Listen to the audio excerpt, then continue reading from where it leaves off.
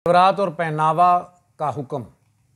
कुरान पाक में अल्लाह रब्बुल इज़्ज़त का इरशाद है, और जो कुछ रसूल सल्लल्लाहु अलैहि वसल्लम तुम्हें अता फ़रमाएँ सो उसे ले लिया करो, और जिससे वो तुम्हें मना फ़रमाएँ सो उससे रुक जाया करो, और अल्लाह से डरते रहो।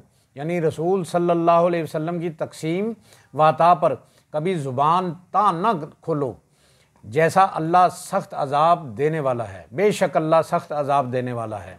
मज़कूरा बाला आयत मुबारक में अल्लाह पाक अहले ईमान को हुक्म दे रहे हैं कि रसूल अकरम सल्लल्लाहु अलैहि वसल्लम तुम्हें जिस काम करने का हुक्म दें उसे अपना लिया जाए, और जिस काम से रोकें उसे तर्क कर दिया जाए।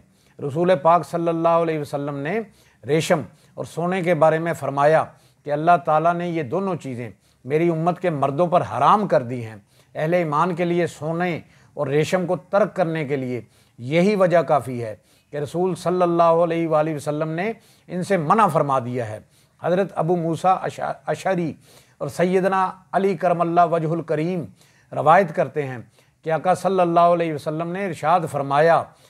हज़रत अबू मूसा अशरी रज़ी अल्लाह ताला अन्हु से रवायत है कि नबी अकरम सल्लल्लाहु अलैहि वसल्लम ने इरशाद फरमाया, मेरी उम्मत के मर्दों पर रेशमी लिबास और सोना हराम है और औरतों के लिए हलाल है।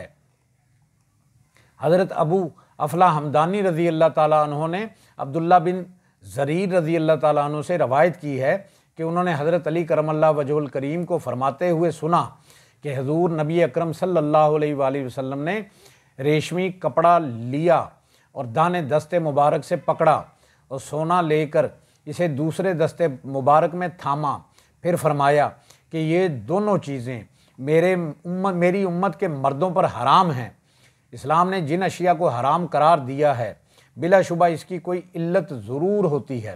रेशम का लिबास और सोने के ज़ेवरात बुनियादी तौर पर जीनत की चीज़ें हैं, और इस्लाम ज़ेबो ज़ीनत बनाओ संगार को ख़वातीन की ज़रूरत करार देता है, मगर इसके लिए एतदाल शर्त है।